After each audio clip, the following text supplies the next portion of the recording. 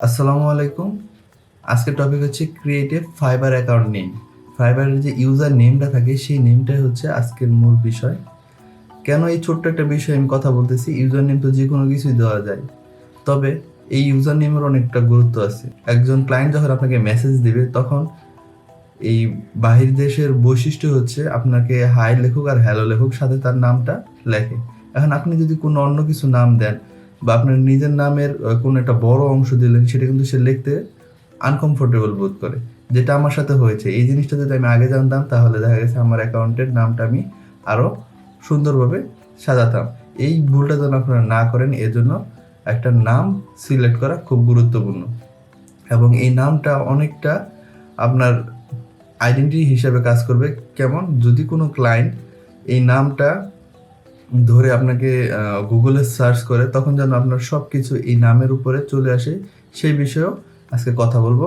তো ক্লাসটা খুব গুরুত্বপূর্ণ, মনোযোগ সহকারে এই ট্রিক্সটা ফলো করে আপনি যদি ফাইবারের নাম সিলেক্ট করেন এবং সেই অনুযায়ী আপনাদের portfolio, Facebook group, account, Instagram এই সবগুলো করেন, তাহলে অবশ্যই আপনি বাইরের যে ক্লায়েন্ট, অনেক ক্লায়েন্ট আছে যারা বাইরে কাজ করতে চায়, তারাও আপনার সাথে কন্ট্যাক্ট করতে পারবে। এরকম আমার সাথে অনেক হয়েছে। আমি বিভিন্ন দেশের ক্লায়েন্ট আমি কিন্তু পেয়েছি শুধুমাত্র আমার নামের কারণে, যে আমি ফাইবার থেকে তাকে কিছুই বলিনি, কিন্তু সে আমাকে বাইরে এসে নক করেছে যে ভাই আমি আপনার সাথে বাইরে কাজ করতে চাই।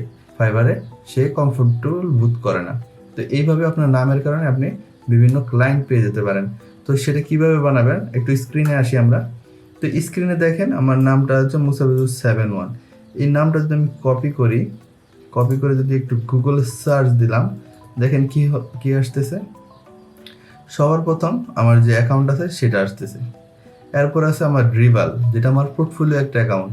আমরা যদি একটু দেখাই আপনাদের, এই জিনিসগুলো আপনার খেয়াল রাখতে হবে। আপনি যেই নামটা সিলেক্ট করবেন ফাইবারের জন্য, সেই নাম দিয়ে আপনার সব কিছু থাকবে, পোর্টফোলিও এবং অন্যান্য যত বিষয় আছে সব কিছু থাকবে এই নামের উপরে। এটার ইউজার নামও এই সেম। দেখেন dribble.com মুস্তাফিজুর 71, ফাইবারের ছিল 71। এরকম প্রায় অনেক কিছু নামে আমি দিয়ে রেখেছি মুস্তাফিজুর 71। এবং এই পৃষ্ঠায় আপনি যতটুকু সার্চ করবেন এবং এই ছবিগুলো সহ সব কিছুই আমার নিজস্ব ক্রিয়েট করা, এবং আমার সকল প্রোফাইলগুলো এখানে শো করতেছে। দেখেন এনটিটি বাই মুস্তাফিজুর 71। freelancer.com যখন অ্যাকাউন্ট খুলেছিলাম তখনও সেখানে মুস্তাফিজুর 71। এরকম রিডিটে যখন অ্যাকাউন্ট খুলেছি দেখেন সেখানেও মুস্তাফিজুর 71। এরকম প্রত্যেকটা জায়গাতেই দেখেন গুগলের 3 নাম্বার পেজ পর্যন্ত সব কিছুতেই গ্রাফ পয়েন্ট স্কুল, যেটা আমার ইউটিউব চ্যানেল, সেখানে সব কিছু এই সিস্টেমে আমি কিন্তু করেছি। তাতে করে কি হয়েছে, ক্লায়েন্ট যখন আমাকে সার্চ করবে তখন সে আমাকে সহজেই পেয়ে যাবে। আমার ফেসবুক, টুইটার সব কিছুই একই নামে ক্রিয়েট করা। তো আপনারা যখন ফাইবার একটা নাম সিলেক্ট করবেন নতুন একটা অ্যাকাউন্ট ক্রিয়েট করার জন্য, আমরা সামনে আসব, তবে আগেই যেন আপনাদের রিসার্চ করতে সুবিধা হয়, প্রথমে কি নাম দিয়ে আপনার অ্যাকাউন্টটা ক্রিয়েট করবেন সেই বিষয়টা আপনারা অবশ্যই খেয়াল রাখবেন। আরও একটা বিষয় আছে, সেটা হচ্ছে আমরা যখন ক্লায়েন্টরা আমাদেরকে মেসেজ দেয়, এই কোর্সটা কিন্তু আপনাদেরকে আমি ক্লায়েন্ট ভিত্তিক একটা সিনারিও আপনাদের সামনে আনবো। কারণ হচ্ছে যখন ক্লায়েন্ট আপনাদের নক করে তখন আপনারা কিন্তু ঘাবড়ে যান যে কীভাবে তার সাথে কমিউনিকেশন করবেন। তো সেই জিনিসটা দেখেন, আমরা অনেকগুলো ক্লায়েন্টের সাথে কাজ করতেছি। রিসেন্টলি 3টা ক্লায়েন্ট আমার সাথে আছে। 3 জনের সাথে আমি একটু কনভারসেশনের সিস্টেমটা দেখাই। আমি যখন এই যে 3টা ক্লায়েন্টদের সাথে যে রিসেন্টলি কাজ করতেছি, তাদের সাথে কমিউনিকেশনের সময় দেখেন একজন আমি একটা অফার পাঠাইছিলাম, সেটা হচ্ছে এরকম যে মান্থলি ব্লেসড অফার অ্যাট $100। তো $100 আমি কী কাজ করে দেবো সেই বিষয়ে এখানে বলেছিলাম। এবং ক্লায়েন্ট এটা কিন্তু পাঠিয়েছে অনেক দিন আগে। যখন ক্লায়েন্ট আবার নোটিশ করেছে, সেই আবার দেখেন লিখেছে যে হ্যালো মুস্তাফিজুর 71। সে কিন্তু আমার নামটা সরাসরি এবং লিখেছে। আমি শেষে যে ইউজার নামের ইউনিক করতে গিয়ে যে 71 সংখ্যাটা বসেছি সেটা সহ কিন্তু সে লিখেছে।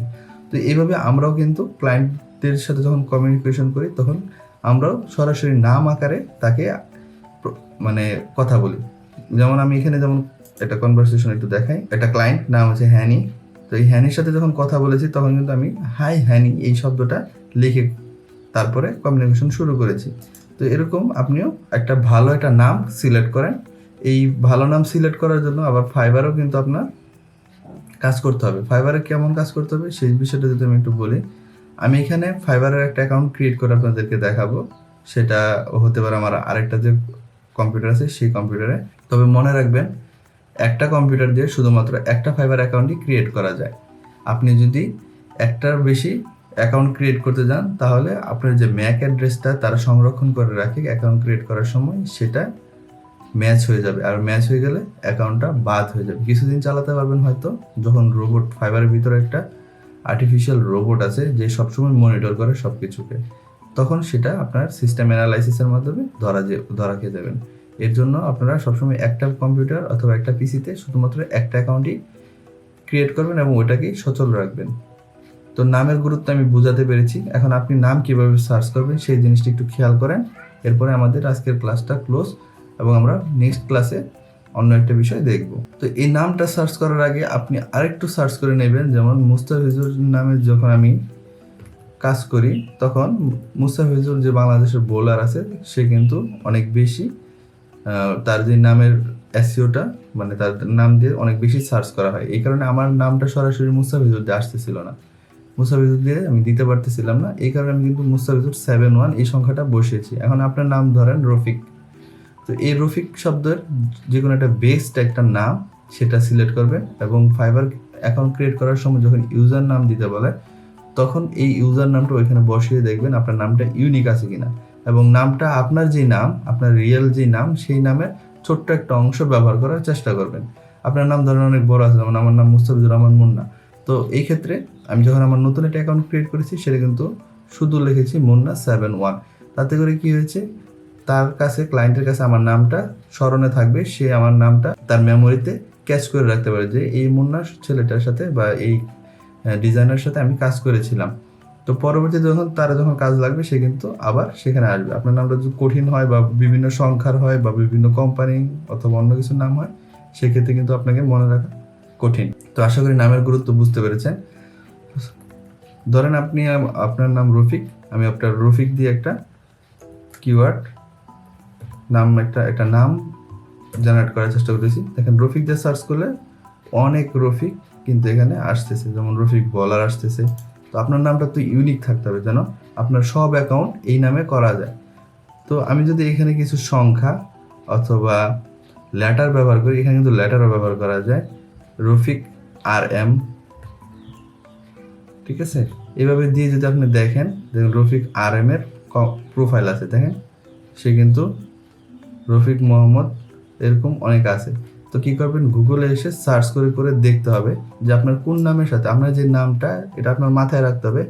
আপনার একটা ইউনিক ইউজার আইডি বের করতে হবে যেটা আপনার সব কিছুতে কাজে লাগবে। ফাইবার, freelancer.com, এরপর আপওয়ার্ক থেকে শুরু করে প্রত্যেকটা অ্যাকাউন্ট ক্রিয়েট করার সময় আপনি একই ইউজার নাম বসাবেন। তো আমি যদি এখানে 71 দিয়ে দেখি, যেটা আমি ট্রিক্সটা ফলো করি, এই নামে কেউ থাকে না বেশিরভাগ সময়, কিন্তু এখানে আছে। দেখেন, আপনারা খেয়াল করে দেখবেন রফিক 71 নামের একজন আছে। তাহলে আপনি এটা ব্যবহার করবেন না। 79 দিয়ে দেখেন আসে কিনা কেউ। এখানে রফিক 79, এখানে একজন আছে, 79 একজন আছে। তার মানে কি, তার মানে আপনাকে আরও একটু বেশি রিসার্চ করতে হবে। বেশি বেশি রিসার্চ করে আপনাকে দেখতে হবে আপনার নামের সাথেও যাচ্ছে, আপনার যে রিয়েল নাম আছে সেই নামেরও অংশ থাকছে, আর একটা ইউনিক কোড থাকছে, যেই কোডে গুগলে সার্চ করে কাউকে পাওয়া যাচ্ছে না। দেখা যাচ্ছে ফাইবারে এই নামে কেউ না থাকতে পারে কিন্তু কারো ফেসবুক আইডি এই নামে আছে, তাহলে সেই নামটা দেওয়া যাবে না। কারণ কি, আমি একটু আগে দেখিয়েছি যে আমার নাম ধরে কিছু সার্চ দিলে শুধুমাত্র আমার সকল প্রোফাইল, আমার সকল ইমেজগুলো কিন্তু এখানে আসে। তো এটা আসার কারণ হচ্ছে একটাই, যে আমি আমার নামটা সার্চ করার সময় বা বানানোর সময় সব কিছু এইভাবে সাজিয়েছি।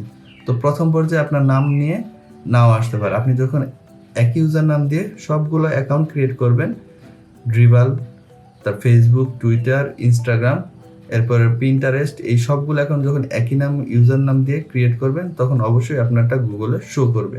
এবং গুগলে শো করলে গুগলে যদি শো করে তাহলে আপনি বুঝতে পারবেন যে আপনার নামটা এক্স্যাক্টলি ঠিক আছে। তো এইভাবে আপনি ট্রাই করতে থাকেন, আপনার অবশ্যই আপনার নামের কম্বিনেশন। এবং আরেকটা জিনিস আছে, আপনি এরকম করতে পারেন, ফাইবার এই জিনিসটা অ্যালাউ আছে, আন্ডারস্কোর। আমরা যদি এটা দিই, এটার বলা হয় আন্ডারস্কোর। তো আপনি রফিক, তারপরে ইসলাম, IS এরকম দিয়ে আপনি গুগলে সার্চ করতে পারেন রফিক ইসলাম, এরকম কেউ আছে কিনা। এরকম অনেকে থাকবে আমরা জানি, যে শুধুমাত্র রফিক ইসলাম একটা নাম থাকে না, রফিক ইসলাম 71 যদি দেই, আমরা দেখি এখন কাউকে পাই কিনা।